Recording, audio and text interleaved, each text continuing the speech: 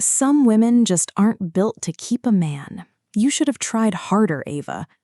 She said it smiling, sipping wine in my kitchen like she'd been invited. I'm Ava Kennedy, 34. I own an architecture firm in Charleston, South Carolina, funded by money my grandmother left me. My husband, Brandon Mitchell, married me 2 years ago. I came home from a site visit that got cut short and found a woman standing at my kitchen island, wearing my robe, drinking wine from my glass like she already lived there. "Who are you?" I said.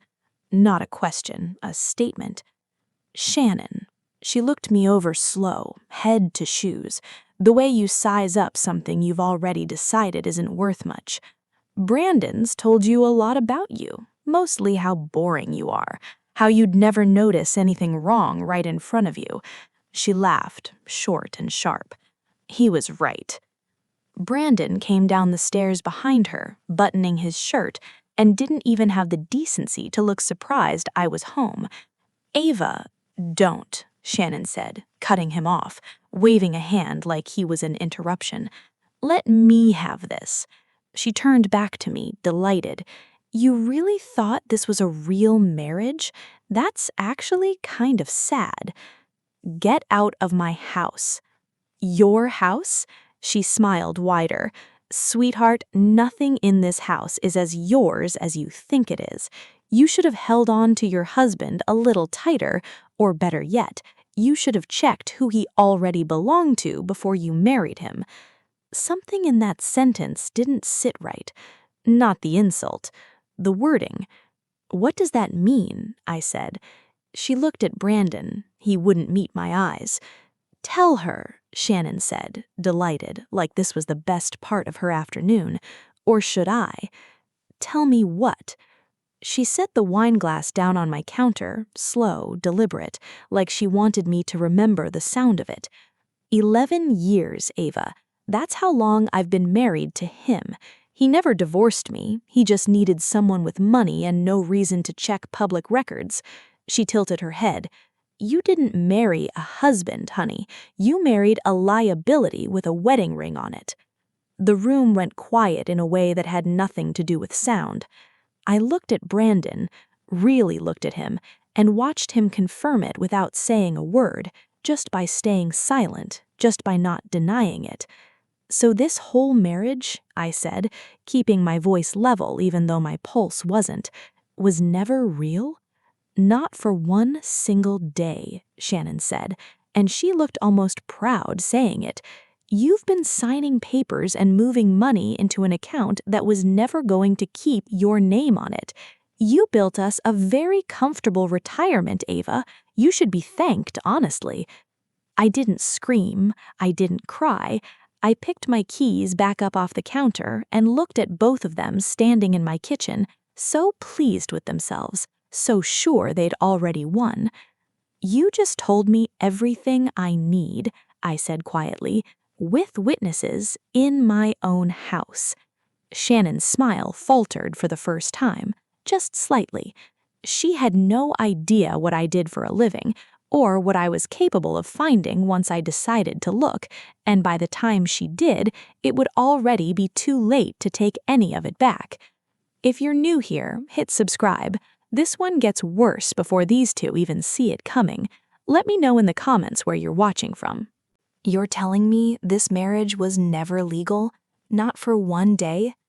I said it flat, sitting across from Margaret Ellis, a family law attorney in Columbia, South Carolina, 2 hours from Charleston, far enough that nobody in Brandon's circle would hear I'd been there. She slid the printed statute across her desk. "Under South Carolina law, a marriage where one party is already legally married to someone else is void from the start, not voidable, void. Section 20-1-80 of the state code.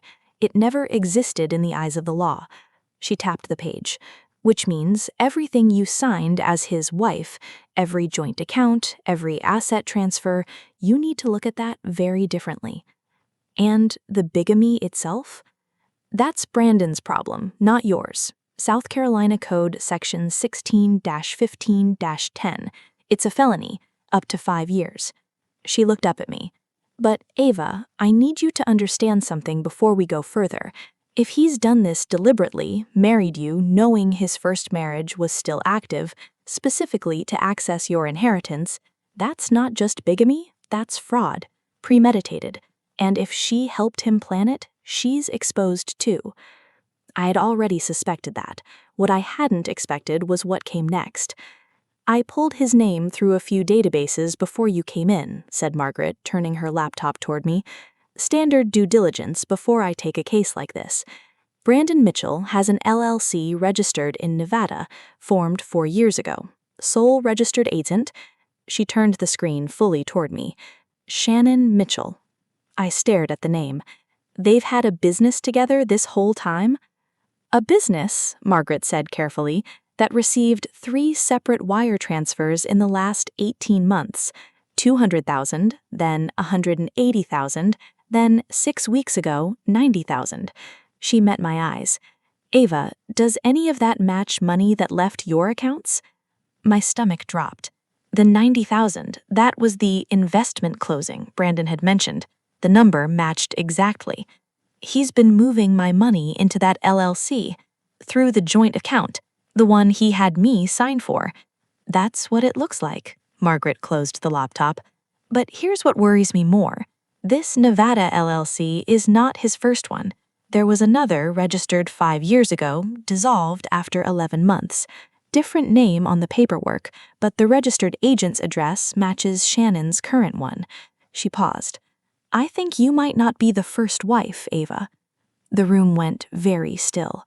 There was someone before me? I said. It wasn't a question. I can't confirm that yet, but the pattern is there. A dissolved LLC, a short window of activity, then nothing. Margaret leaned forward. If I'm right, and this isn't their first time doing this, then we're not just building a fraud case, we're potentially looking at a pattern of financial exploitation across multiple victims. That changes everything. How we file, who else needs to be brought in, whether the state attorney general's financial crimes division gets involved instead of just a civil suit. I sat back in the chair, the coffee I'd been holding gone cold in my hand.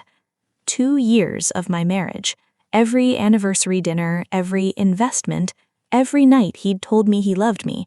All of it sitting on top of a foundation built years before I ever met him, on a woman he never divorced, and possibly on someone else entirely before that.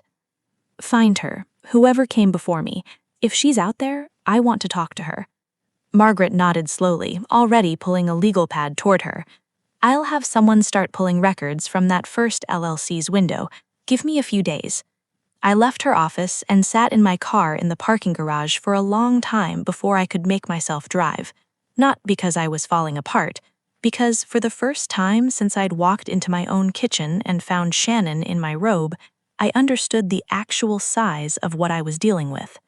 This wasn't a man who'd made one mistake with one woman. This was a system, built, tested, and run more than once, and I was about to find out exactly how many women like me had come before, and whether any of them had survived it with anything left at all. You found me because of the LLC, didn't you? She said it before I even got my seatbelt off, standing on her porch in Wilmington, North Carolina, arms crossed, watching me the way you watch a car accident you already know the ending to. Her name was Rose Duncan. It took 3 days to find her. A marriage that quietly dissolved, a name reclaimed, a life rebuilt 2 states away from mine. I'm Ava, I said. I think we married the same man. She didn't look surprised. She looked like someone who'd been waiting years for this exact knock on her door. Brandon, she said, not a question. You knew his name. I knew all of it. She stepped back so I could come in. You're not crying yet. Give it 10 minutes. Her kitchen was small and warm, nothing like the marble and glass Brandon had filled my house with. She poured 2 coffees without asking. 6 years ago, I was going to marry him, she said, sitting down across from me. I had a little money from my dad, not a fortune, Enough that it mattered to me, enough, apparently, that it mattered to him, too. She wrapped both hands around her mug like she needed something to hold on to. There was a woman who came around 8 months in, Shannon, said she was his sister, helping with the books. I liked her. I actually liked her, Ava. She told me she was his wife, 11 years. Shannon went quiet for a second, really quiet. Then she laughed, but it wasn't a laugh that had any humor in it. So the whole time she was in my kitchen calling herself his sister, she was actually married to him. She shook her head slowly. I gave them access to my savings to help plan the wedding.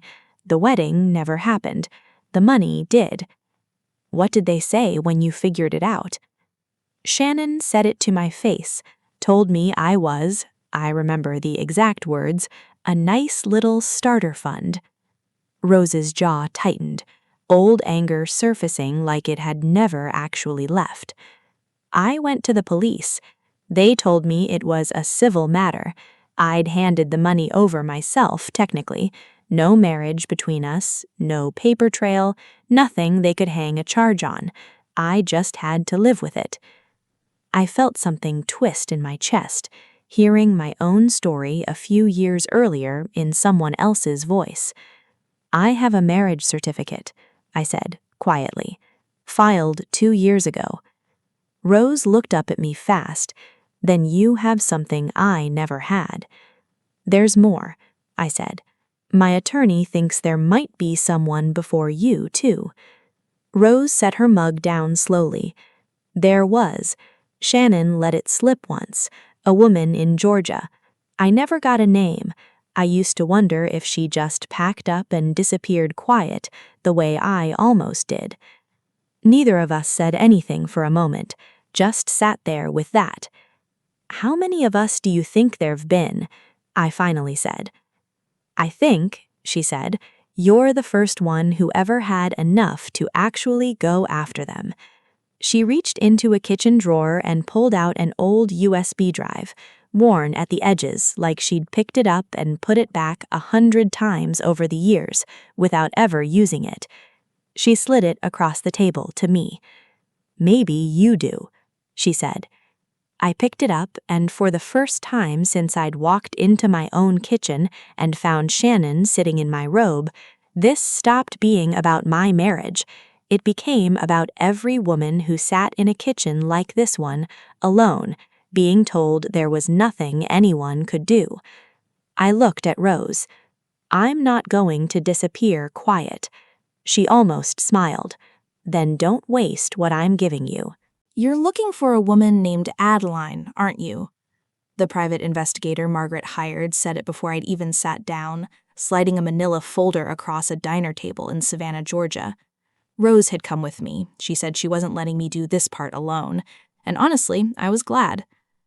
I found her, I said. I found where she used to be. He tapped the folder.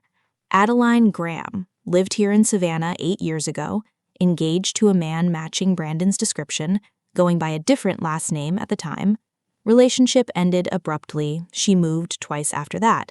Currently living under her mother's maiden name in a town about 40 minutes from here.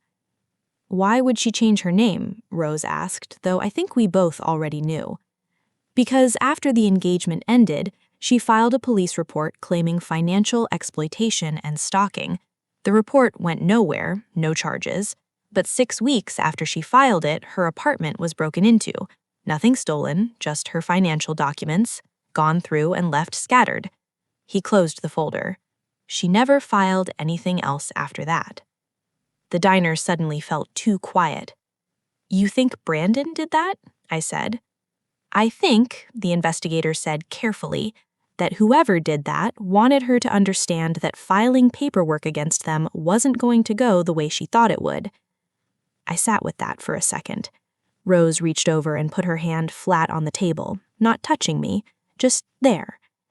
We still need to talk to her, Rose said. It took 2 more days to find Adeline. She wouldn't meet in her home. She picked a public park, sat on a bench with her back to a wall, and watched both of us walk up like she was deciding in real time whether to bolt. "I don't talk about that time in my life," she said before I could even introduce myself. "I think we lived through the same thing," I said. "Different years, same two people." Something in her face cracked, just slightly. "Shannon," she said. It wasn't a question either. "And Brandon," I said, or whatever name he used with you. Adeline looked down at her hands for a long moment. When she looked back up, her voice was different, smaller. "After I went to the police, someone went through my apartment. They didn't take anything, they just wanted me to know they could get to my things whenever they wanted." She looked at me hard. "I stopped fighting because I was scared, not because I gave up believing what happened to me was real. There's a difference. I need you to understand that." "I do," I said, and I meant it. "Why are you two here now?" "Because I have something you didn't have. A marriage certificate, proof he was already married when he married me. And I have an attorney who thinks this isn't two women, or three. It's a pattern they've been running for years." Adeline was quiet for a long moment, watching kids play on the swings across the park like she needed somewhere else to look. "If you go after them," she finally said, "and you don't finish it, if this turns into another report that goes nowhere, they will find a way to make you regret it. I need you to know that going in. Not to scare you off, because somebody should have told me that 8 years ago and nobody did." "I'm not planning on losing," I said. "Nobody plans on it," Adeline said quietly. "It just happens when you don't know who you're dealing with." She hesitated, then reached into her bag and pulled out an old photograph, her and a man I recognized instantly, younger, before Charleston, before me. "That's them, both of them, together 8 years before you ever met either one." I stared at the photo, my hands not quite steady. "There's something else," Adeline said, her voice dropping lower. "Before I left town, I heard Shannon on the phone with someone. She wasn't talking about me. She was talking about the next one already, like I hadn't even left yet." She looked directly at me. "Ava, if their pattern holds, they don't stop after one marriage falls apart. They're probably already lining up whoever comes after you." The bench felt very still under me. "Someone new," I said slowly. "While I'm still married to him?" Adeline nodded once, grim. "You should ask yourself why Brandon's still coming home to you, still keeping up the act, if Shannon already knows you've figured everything out."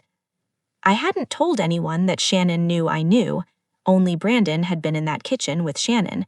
Which meant if Adeline was right, there's only one way Shannon could already be moving on to someone new, if she and Brandon weren't worried about me stopping them at all.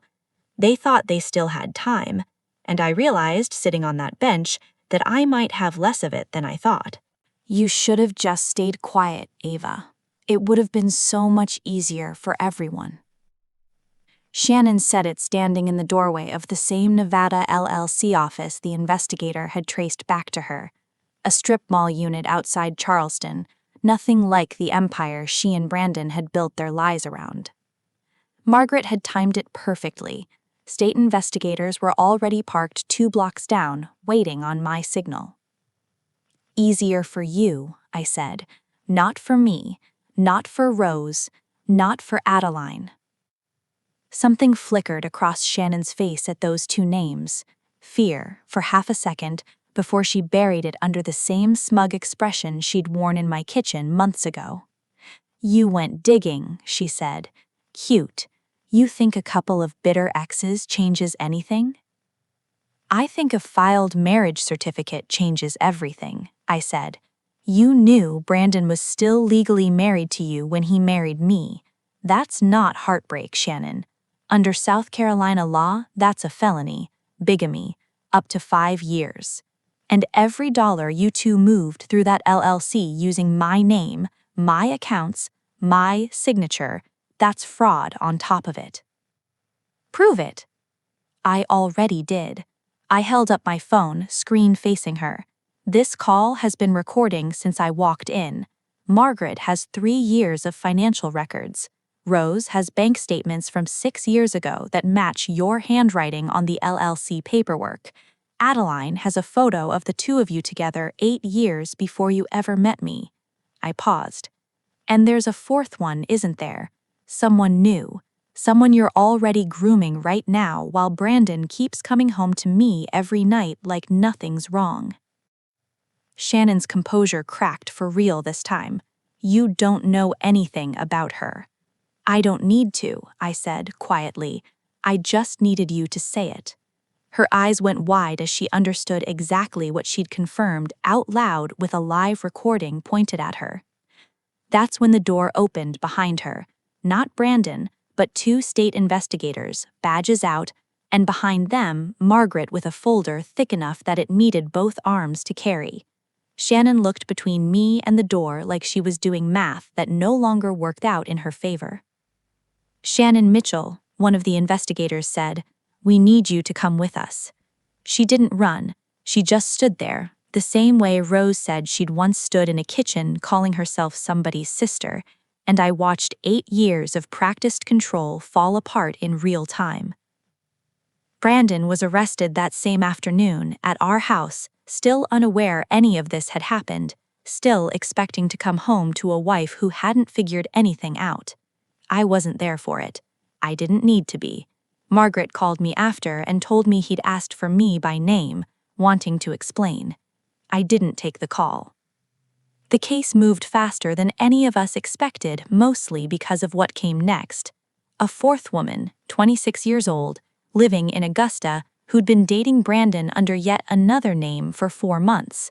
When investigators reached her, she hadn't given him any money yet. She'd just started to. She got out with nothing lost but time, and she told investigators later that the only reason she believed them at all was that 3 other women's names were already in the file. Rose, Adeline, and I sat together in a courthouse hallway in Charleston 7 months later, waiting on sentencing. None of us had known each other a year earlier. All 3 of us had sat in a kitchen or a living room at different points in our lives, being told by the same 2 people that we weren't worth anything more than what could be taken from us. Brandon pled guilty to bigamy and financial fraud. Shannon pled guilty to fraud and conspiracy. Between the 4 victims, Rose, Adeline, me, and the woman in Augusta who never even got the chance to lose anything, the total came to just under $600,000 taken over 8 years. Brandon got 7 years. Shannon got 5. It wasn't the kind of victory that comes with a ballroom full of federal agents or a headline everyone remembers. It was quieter than that. Just 3 women standing outside a courthouse, finally done being someone's quiet mistake.